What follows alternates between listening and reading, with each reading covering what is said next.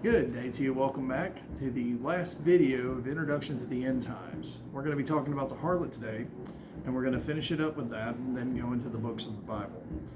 Finally, I know these videos have been long. Thank you so much for those that have watched this. I really appreciate it, and I know God appreciates it. You know, get into your Father's Word. That's the main point of this whole thing because, you know, like I said in the beginning, what's being flung out there doesn't necessarily mean it's true, okay? How do you know the truth? Get into your Father's Word. It's very important. All right, so let's get started. Let's go into Revelation 17, and we're going to pick this up where John has witnessed the vials in the previous chapter, chapter 16, being poured out, which is the wrath of God, which happens at the seventh trump, okay? The same time in which the elect are gathered back, okay? Not before, any time before then, but at this time. Are they going somewhere? No, they're just safe, okay? They're safe with the Lord at this point, you know?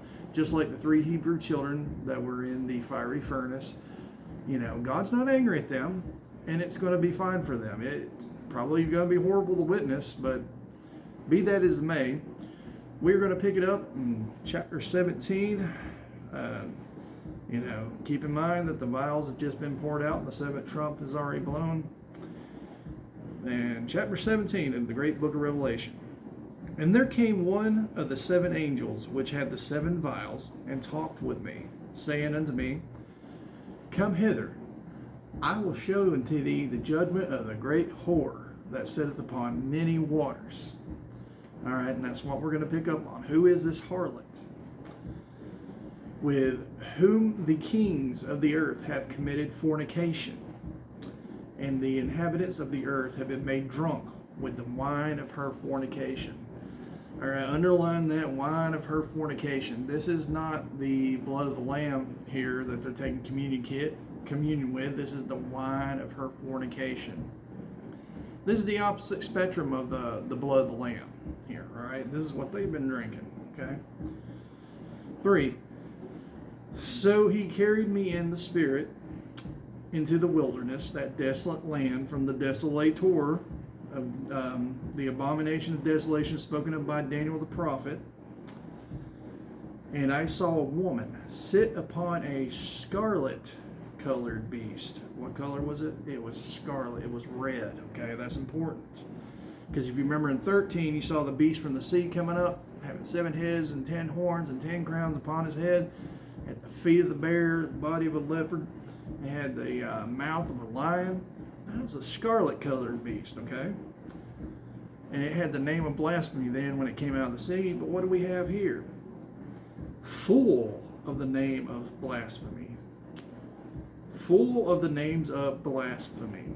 Having 7 heads and 10 horns. This is when it comes to fruition. Like, this is the second half of the month or the hour of temptation, okay? This is when Satan himself takes control over it, the one world system. Well, if I can get my words out. All right, so this is when it all comes down, right here. All right. Let's take a minute and let's look at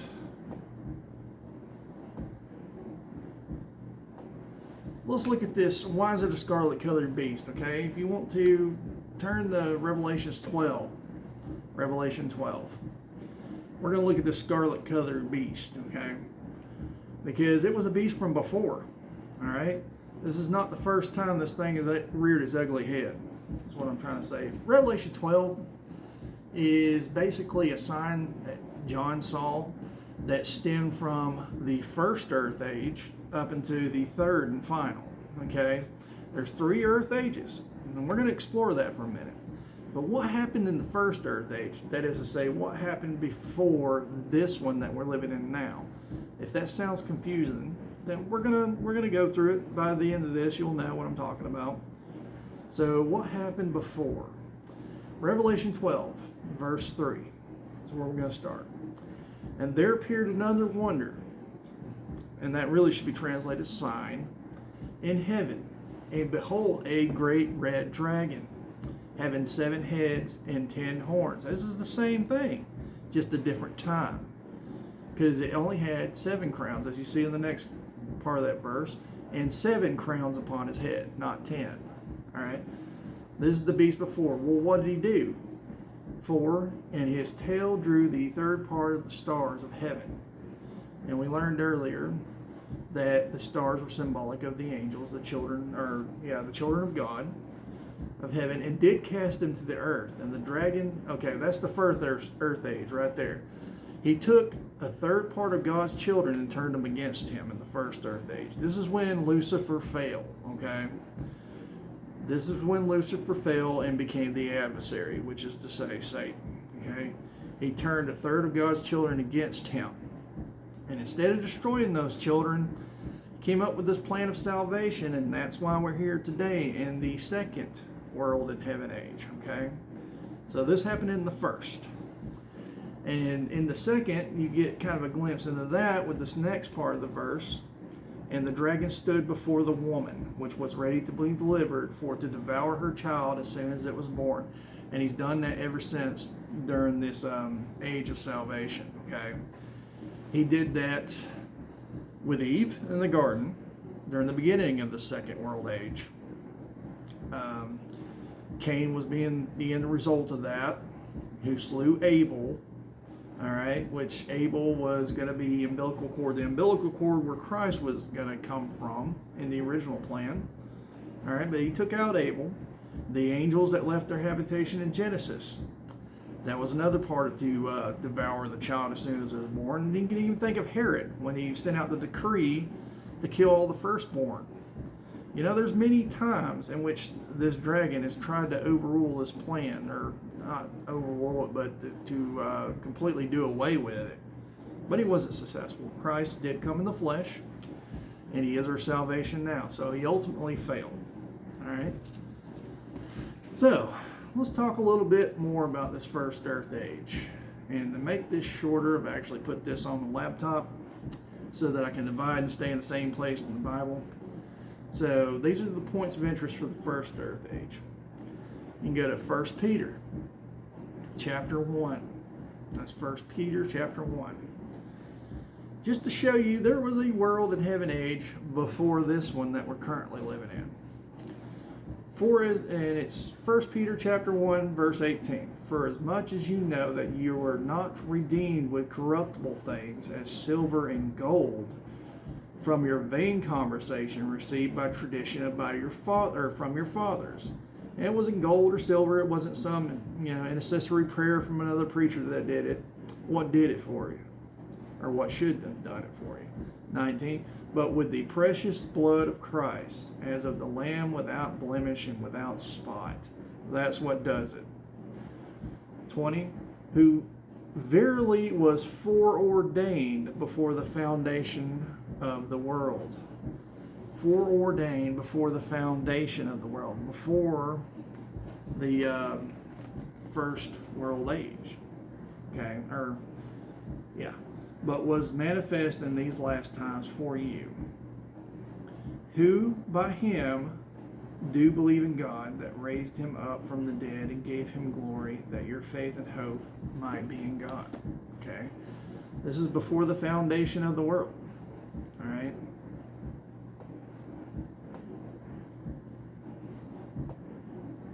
So Christ was there. In the beginning was the Word. The Word was God. The Word was with God. The Word was God. Okay? Let's go to Ephesians chapter 1. Paul, an apostle of Jesus Christ by the will of God, this is verse 1, to the saints which are in Ephesus, and the faithful in Christ Jesus.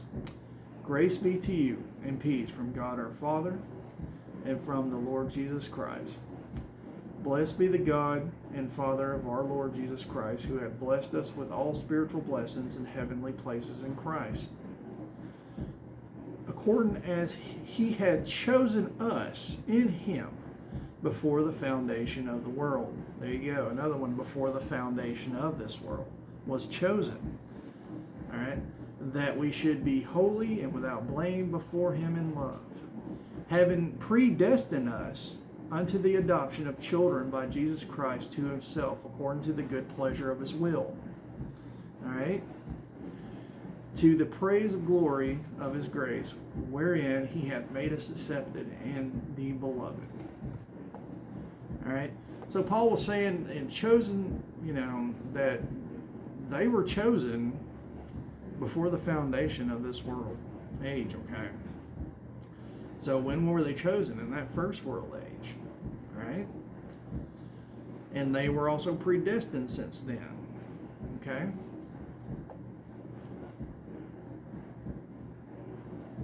Jeremiah 1. And they're talking about, when they talk about the foundation of the world, okay, they're talking about the foundation of this world age, this second one, okay, with the age of flesh.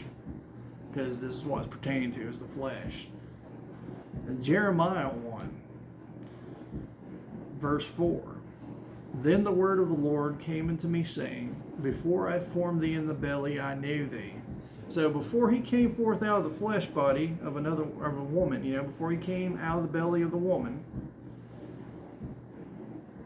he knew him. All right? And before thou camest forth out of the womb, I sanctified thee, and I ordained thee a prophet unto the nations. So before Jeremiah was ever born, he was already chosen, like Paul was talking about, before the foundations of this world. And he knew, God knew him. He wanted to make a point there. He knew him. Let me take some water.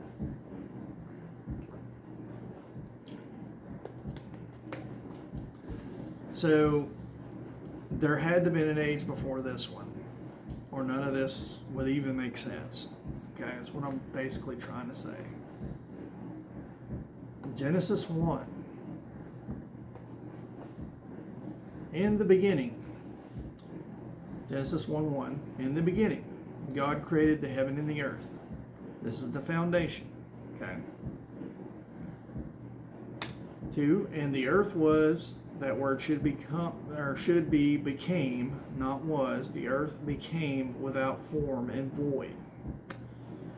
And darkness was upon the face of the deep, and the Spirit of God moved upon the face of the waters. All right. So the earth was not created without form and void. It became that way. So what had ended up happening in the first earth age is God made the whole world desolate. He made a full end to it then. And then when Genesis, when the second world age began, is when we have the age of flesh.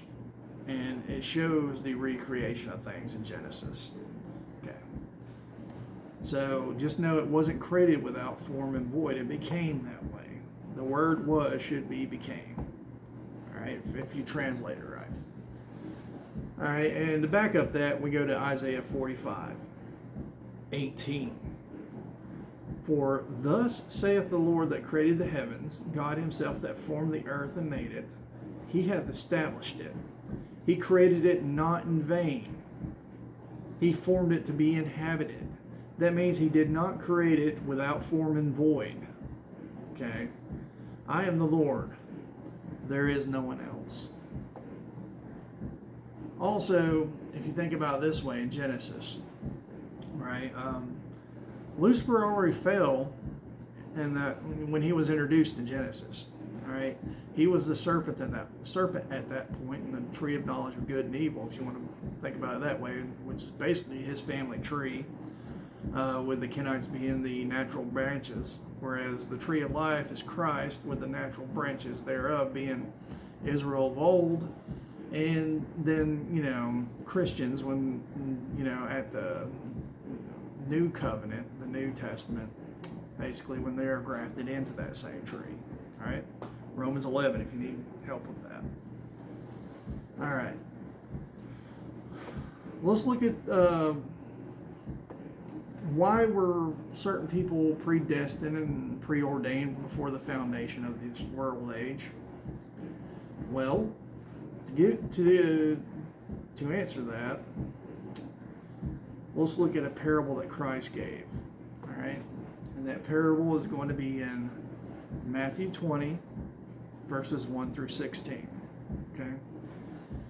What is in this parable here that gives us a look at what the election did in the beginning when Satan drew a third of his children, of God's children, away from him, and God destroyed the world that was and created this flesh age?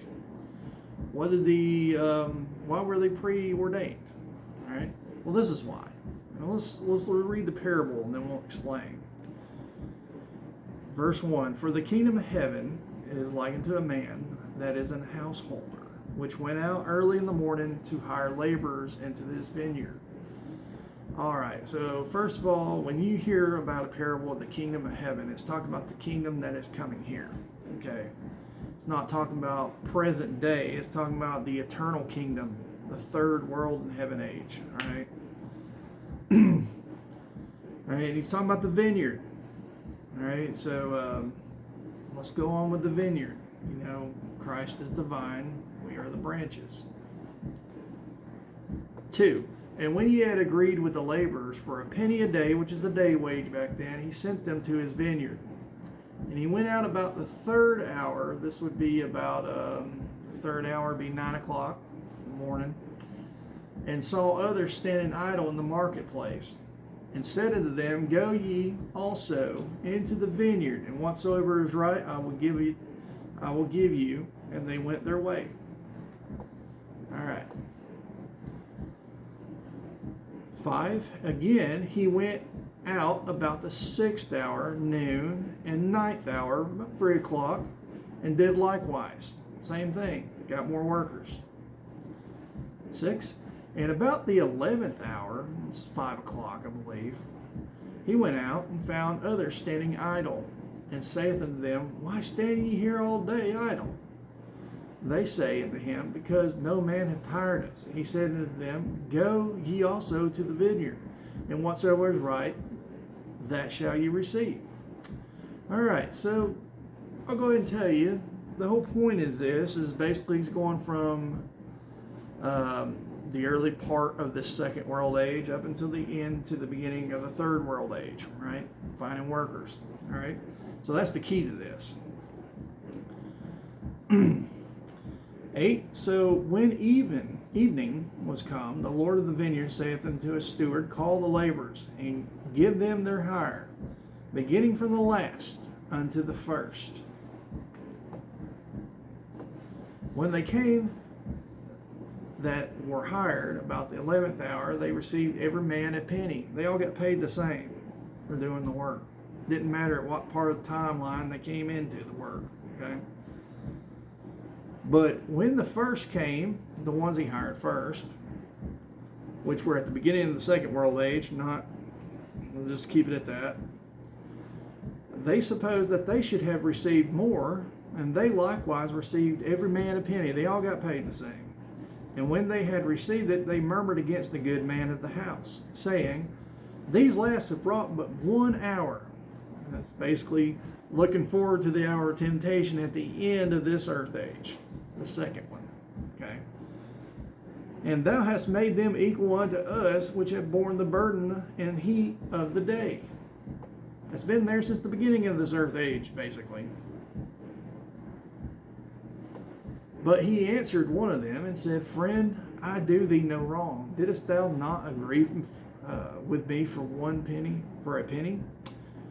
Take that thine is, and go thy way. I will give unto the last, even as unto thee. Is it not lawful for me to do what I will with mine own? Is thine eye evil because I am good? So the last shall be first, and the first last. For many be called, but few chosen. So in the last portion of the second earth age, the first that stood against Satan will be here. All right, see what I'm saying? So the last shall be first. Why? Because they stood against Satan during the first world age. All right, that age where Satan drew a third of his own children against them, against God. Those remain loyal All right, so they are going to be put here at the end because God knows He can trust them. They are put in certain time places like Paul and them, and then, you know, that generation that goes through the transition between the second to the final earth and heaven age are put in last, but they are of the first earth age because God knew He could trust them then because they stood against Satan then in the first earth age. Hope I'm not confusing you too much, but likewise, I'll just say it again. All right. Those that stood against Satan in the first earth age, He reserved to be here during the transition between the second and the last because He knew He could trust them because they stood against Him then, and that's why they're put in last. All right. It's easy for me to comprehend, but it's hard for me to explain some of these things. I do apologize if I come off a little confusing, but I hope that put it to perspective, okay? You got 3 world ages, the first, the second, and the last. First earth age, Satan had his fall. He was Lucifer. He became Satan, the adversary, and he drew a third to his cause. The ones that were predestined, preordained, stood against him then, and they will stand against him in the end. Okay. Moving on from that. Boy, that's hard to come across people. All right, so we're going back to Revelation 17. All right, Revelation 17, verse 4. All right, that scarlet-covered beast, all right?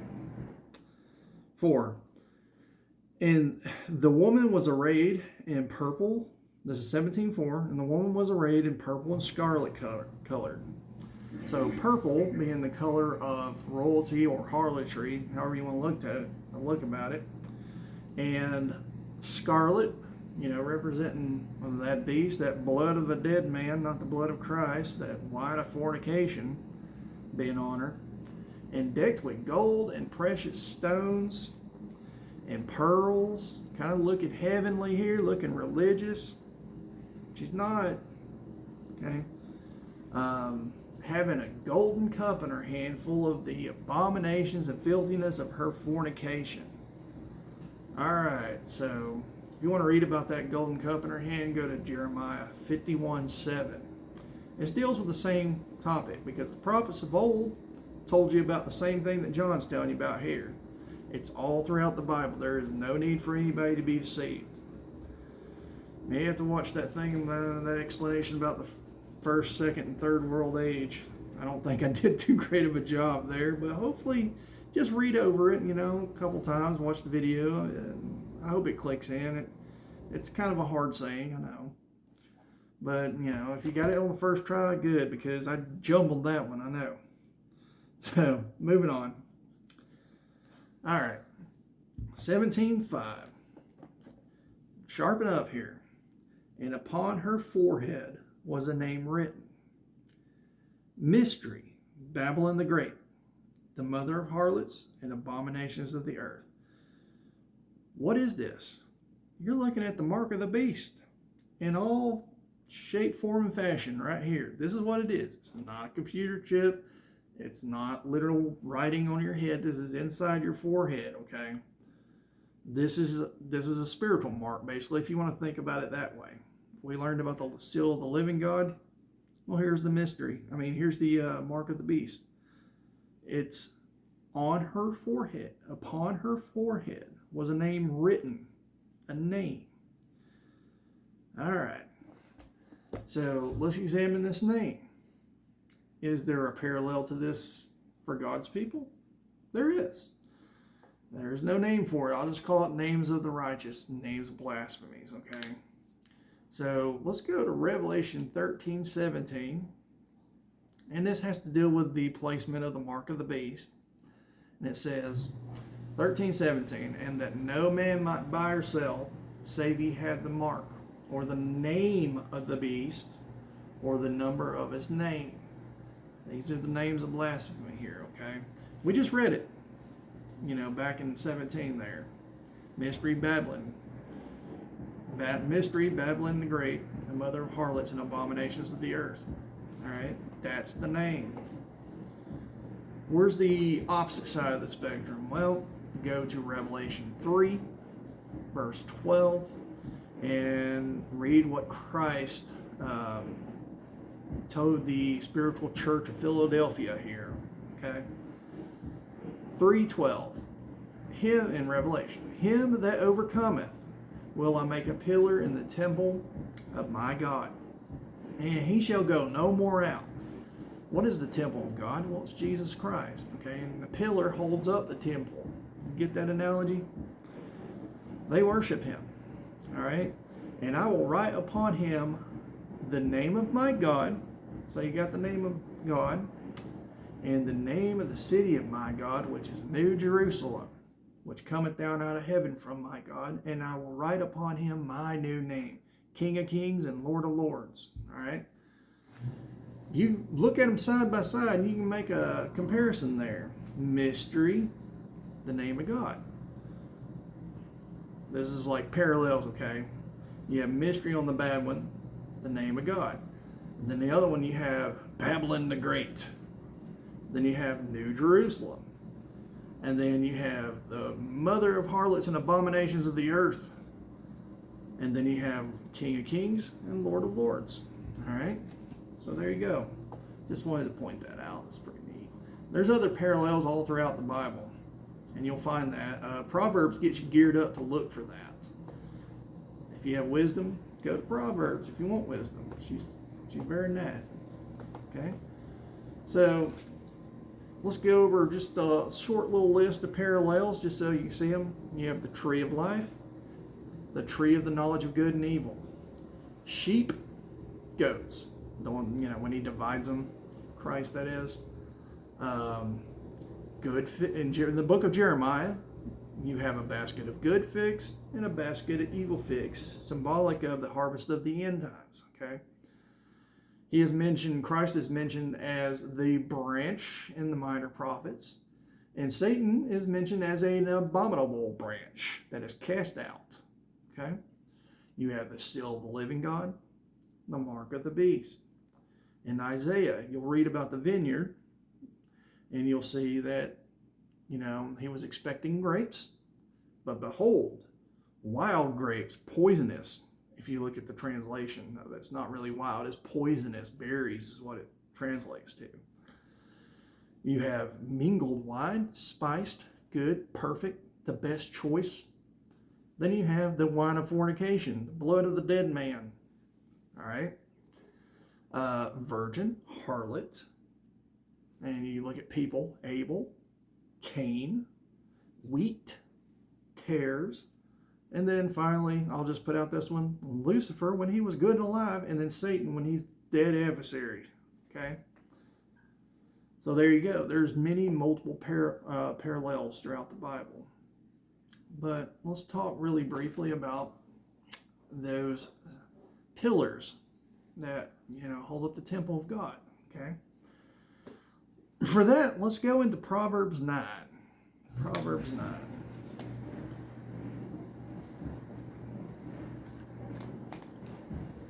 All right, Proverbs 9, verse 1. And it reads, and I'm going to keep my place in Revelation here and just read this off my laptop. Wisdom hath builded her house. This is opposite of the synagogue of Satan, okay? This is wisdom's house. She hath hewn out her 7 pillars. All right, 7 pillars. 7 being the number of spiritual completion. This stands for the election, the ones that Christ talked about he would make pillars of. Okay. 2. She had killed her beast. She had mingled, spiced, made it choice, her wine. She had also furnished her table, which banquet do you ultimately want to take a part of? Okay, keep that in mind as we go through this, because there's going to be 2, like I said, parallels, comparisons here. All right. She had sent forth her maidens. She crieth upon the highest places of the city. Now, ultimately, this is looking forward to the elect being delivered up and the Holy Spirit speaking through them as a testimony against this harlot and that beast kingdom, ultimately Satan himself, okay? Whoso is simple, and that word means unsuspecting, let him turn in hither. As for him that wanteth understanding, she saith to him, Come, eat of my bread and drink of my wine, which I have mingled. This is communion with the true Christ. You know all about communion. You know what the wine's symbolic of. You know what the bread is symbolic of. All right? So this is a good banquet. Be a part of this one. Forsake the foolish and live. Partake of the living water, as Christ said. Okay? And go in the way of understanding. All right? You want some bread? You got plenty of it right here. Christ is the living word. He is the bread of life. This is how you feed yourself with the bread. Get into the word the best you can with better teachers than me, which I will say I'm a student. Okay? Let's continue on. We're at 31 minutes here. He that reproveth a scorner getteth himself shame, and he that rebuketh a wicked man getteth himself a blot. Plant your seeds and don't cast your pearls before swine, okay? Reprove not a scorner, that's a mocker, lest he hate thee. Rebuke a wise man, and he will love thee. Give instruction to the wise man, and he will yet be wiser, He will be yet wiser. Teach a just man, and he will increase in learning through the word of God, okay? You know, people that love the Lord will love to hear something new, you know, that they haven't heard before, and it will make them wiser, all right? If you will not hear you, just pray about it and go your way. Only God can make that seed grow, the seeds that you plant, all right? For by me, this is wisdom speaking, thy days shall be multiplied, and the years of thy life shall be increased. And ultimately, you'll inherit eternal life. Okay. A foolish woman, now we're going on the other end of the parallel here. A foolish woman is clamorous. That's confused, loud, and proud. Okay. Ultimately, this is the harlot of Revelation 17 that we're going to be talking about here. She has a banquet as well. You want to eat of that and drink of that wine of fornication. She is simple and knoweth nothing. She thinks she knows it all. You can't get her into the word. She is hooked on the traditions of men. You can't get her to look any other direction. You can't even get her to peep in there. She'll be like, oh, I don't have to read this. I don't have to understand.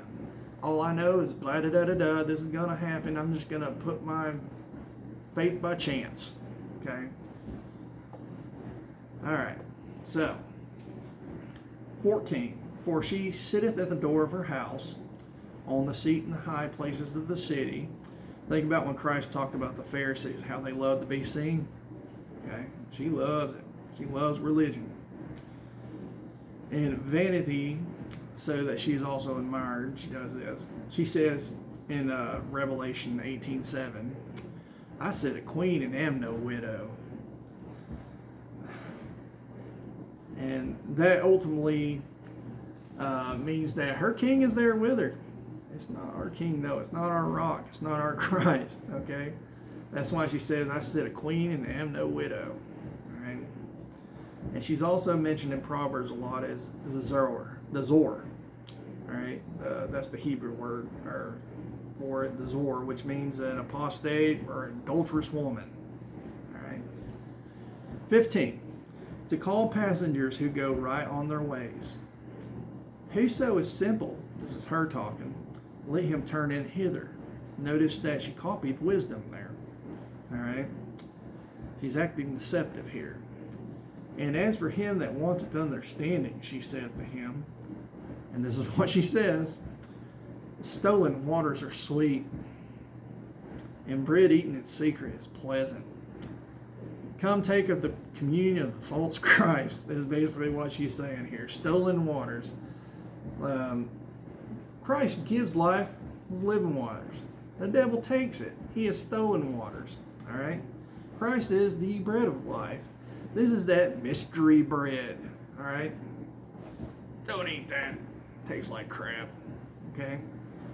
All right. 18. To finish this proverb. But he knoweth, this is talking about the one that's simple. All right? But he knoweth not that the dead are there. That's the spiritually dead. All right? And that her guest, the false wedding guest, at the false wedding with the false husband, their king, their rock, are in the depths of hell. All right. Back to Revelation 17. Revelation 17, verse 6. All right. I hope that covers the mark of the beast a bit, and the difference between the house that wisdom is trying to provide you, or this whole harlot house, this whore house. Okay? 6. And I saw the woman drunken with the blood of the saints and with the blood of the martyrs of Jesus. And when I saw her, I wondered with great admiration. This word admiration should be translated astonishment, not admiration. There's nothing admirable about this harlot here, okay? All right, so something you want to know. Why was she drunken on the blood of the saints and with the blood of the martyrs of Jesus? Well, to understand that, think about what John said in 2 John, chapter 1, verses 10 through 11.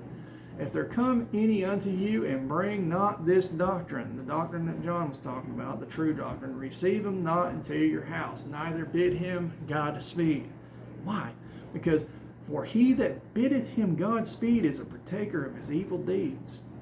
You know what that means? That means that, if you join this old harlot's church with the devil leading it, claiming to be Christ, you're a partaker of Satan's evil deeds. And that list is long. All right? So that's the blood of a dead man, and you'll be a dead person walking, okay? At the very least, when Christ comes, you'll be ashamed, and you'll be naked, and you'll have to go through 1,000 years of teaching without even seeing them, being ministered, if I've read correctly, by those that did take part in the first resurrection. Okay? Not where you want to go. You may be given a chance to overcome it, and pass your judgment and go into the second resurrection, but don't even go there to begin with. Take part in the first. All right? So we're going to go to Revelation 17:7. And the angel said unto me, Wherefore didst thou marvel? I will tell thee of the mystery of the woman and the beast that carried her, which hath the 7 heads and 10 horns. All right.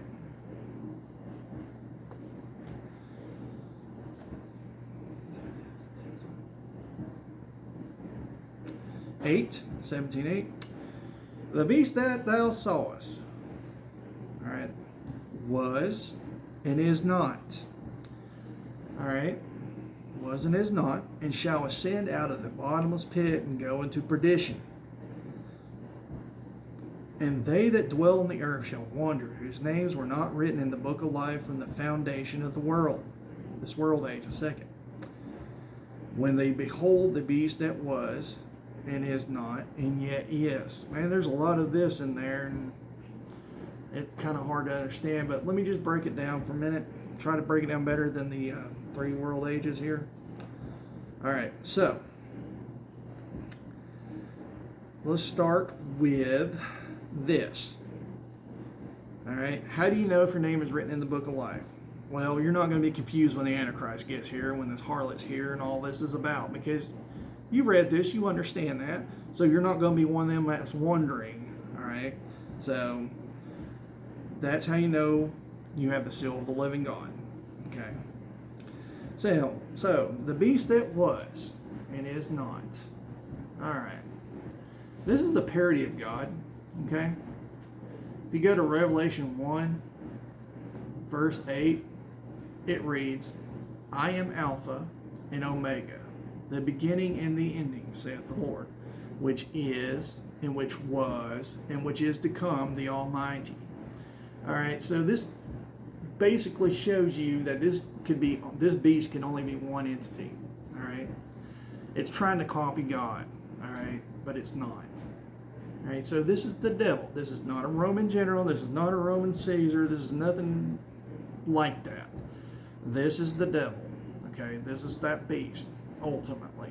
All right, who's trying to copy God, and that's why he's mentioned as was and is not, and yet he is, because he's trying to copy that, you know, how God, or it's basically showing you that it mimics God. Okay. But I'll read over it just a second. Revelation 17:8, the beast that thou sawest he was alive and in the beginning, and is not. It's a Hebraism for is dead. He's a dead man walking, just think of it that way. He's the adversary now. And shall ascend out of the bottomless pit, which means that at the seventh trump, he is put away into the abyss and sealed there by Michael for 1,000 years during the millennium. All right, so he's going to be in that bottomless pit and go into perdition. And afterwards, he is going to have a second chance to deceive the nations. And those that probably were a part of that, well, you know, that were a part of this harlot system here, will have a chance to overcome here and take part of the second resurrection if they stand against him here. Some won't. A lot of them won't, actually.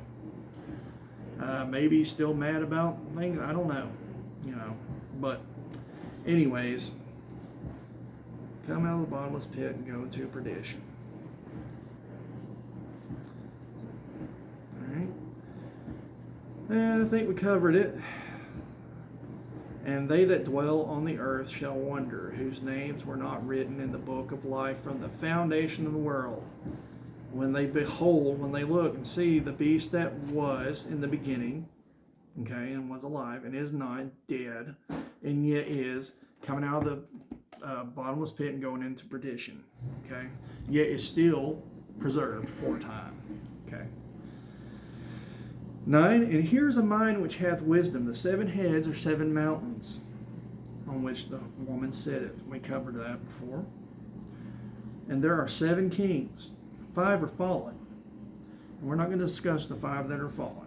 Okay, we're just going to get right to the nitty gritty. We're running out of time here. And one is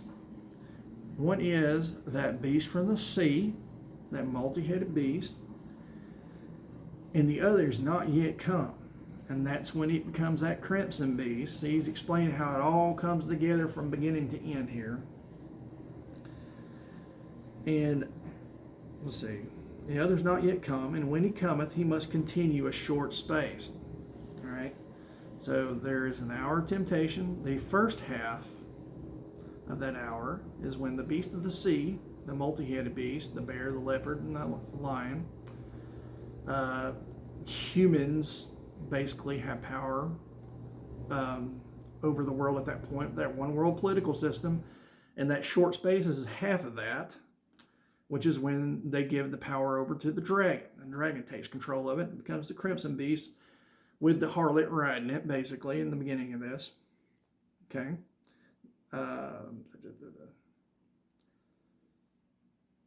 11, and the beast that was and is not, even he is the 8th, and is of the 7, and goeth into perdition. Well, he is the 8th because that's when he comes out of the abyss, and he has a chance to deceive the nations against, and brings up an army against Christ. Okay, and God destroys them all there, and that's when that beast that was and is not, and yet is put into the lake of fire and is done. All right. Revelation can get pretty tongue-tying. All right, I'm not going to lie. But once you understand it, it's easy for your mind to comprehend. It's just not easy to talk about. And the... all right, let's see. Let me go. Oh, we're almost done.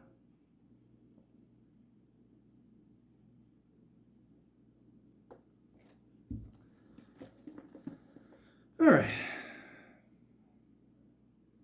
12, and the 10 horns which thou sawest are 10 kings. which have received no kingdom as of yet, but received power as kings 1 hour with the beast, those fallen angels that are appointed as kings in the second phase, I believe, maybe even the first. 13, disregard that comment, I'll have to look that up. 13, these have one mind and shall give their power and strength unto the beast, that is unto Satan, the beast of the earth, the false prophet, the false Messiah. These shall make war with the Lamb, and the Lamb shall overcome them, for he is Lord of lords and Kings of kings, and they that are with him are called. That means, let's go, called, they are elected, okay? When God called, they listened. That's what I wanted to say. And chosen before the foundation of the world, and faithful, which means they saw this coming and didn't wonder after this saying. They didn't accept this one claiming to be Christ as Christ. They knew their Lord was coming. They waited, they endured, they were patient, they overcame. Okay? The end. All right. And 15.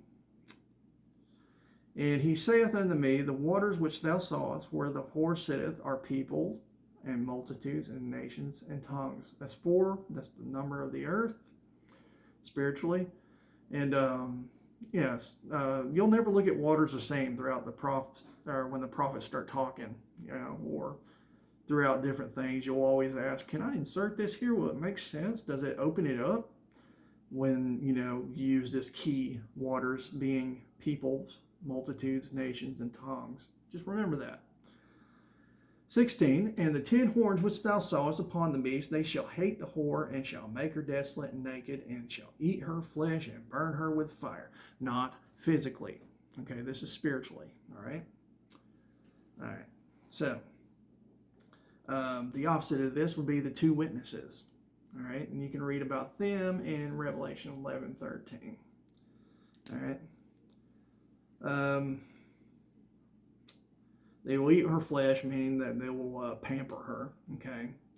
Burn her with fire. They'll fill her full of spiritual deception and make her naked at the 7th trump when Christ arrives, okay? Make her naked. Because, he will say, behold, I come as a thief. Blessed is he that keepeth his garments, lest they find you naked, all right? So you lose all your righteous acts if you're a Christian at the 7th trump when Christ comes, if you are a part of this harlot system. Okay, so we discussed the harlot, and I think we're going to end with that. Yeah, we're going to be done here. All right, so that's everything that I wanted to cover in all these videos, all 8 of these videos here. So next time, it'll be basically a podcast format, so it'd be a lot easier to be chapter by chapter and verse by verse. So 1 chapter at a time. These would be far shorter. Thank you guys for having the patience to listen to me, try to get it out there for you, and hopefully it's opened up a new line of thought for you, and hopefully the appetite to get in there, get in the Word, and just start grazing, start increasing in knowledge, listen to wisdom, I hope these videos have been helpful, and I hope the ones that are coming will help you understand the books a lot better. I thank you guys very much. God bless you, and I'll see you next time. Thank you.